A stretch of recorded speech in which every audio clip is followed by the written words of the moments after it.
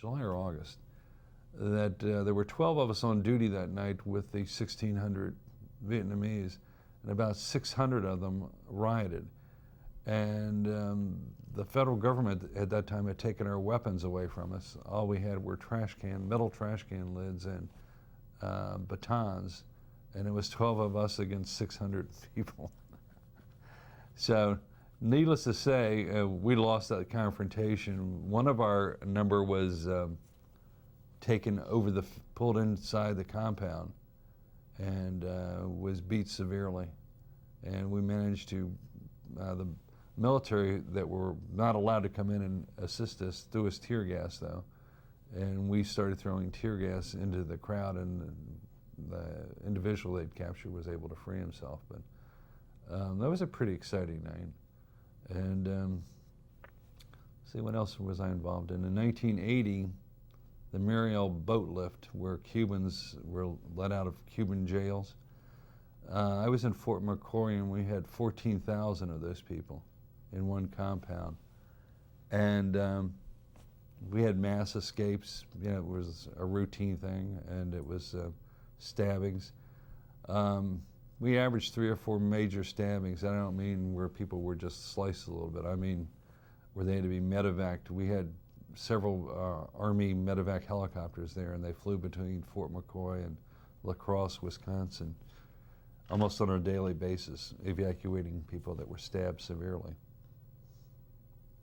So we would go, we would go on to the compound, which was a gigantic fenced-in area, and we would actually do the crime scene report, gather the evidence at the stabbing scene, and bring it out. And the FBI was the people that went forward with the prosecution, but we'd actually go in and do the crime scene for the FBI and make the arrest inside and everything. So it was an exciting time to go in there and in this whole situation, because most of the people there were out of Cuban prisons, and they were, if you can imagine, taking the majority of our prisoners in this country and giving them to another country. That's basically what they did. How long were you at Fort McCoy? 2 different times for 10 weeks at a stretch.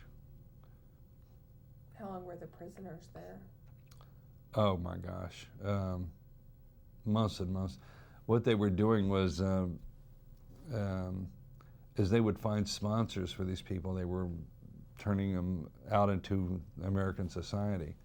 And that went on. It was a continuing thing that kept going on and on and on. In some places where they had mostly families, this integration into our society was pretty rapid. But in Fort McCoy, there were people that we had one whole group of Cuban prisoners that were from mental hospitals that could not be turned into our society. And I don't know if those people were ever turned in our society. I don't know where they are. But I know they were kept in custody even after Fort McCoy was closed. And for a number of years after Fort McCoy and the Mariel Boatlift, there was a tremendous increase in crime, and it was a lot of it due in part to these people that we let into our country. So, where is Fort McCoy? It is north, kind of west of Madison, Wisconsin. It is, I guess you could say it's between Madison and La Crosse, Wisconsin, and it is out in kind of rural farm country, and I remember there were just tremendous pine forest everywhere. And the Cubans would basically rush the chain link fence in mass, maybe 100 of them. And there were Army EMPs stationed around the perimeter, but they would rush the fence in like a group of 100 and break the fence down and scatter throughout the fort, and so we would be out chasing them down around the fort.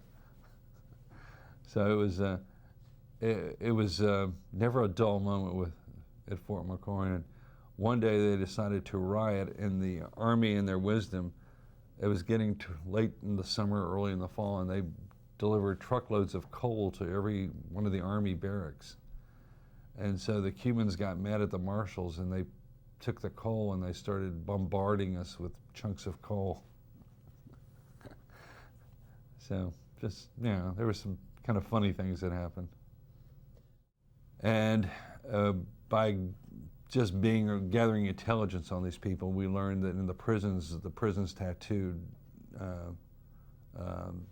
They would get tattoos if they were a robber or a murderer. They had tattoos on different parts of their body.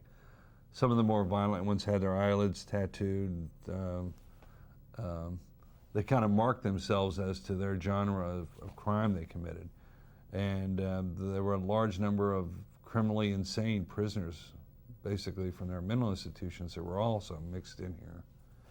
And they would fashion weapons out of the barracks they were living in.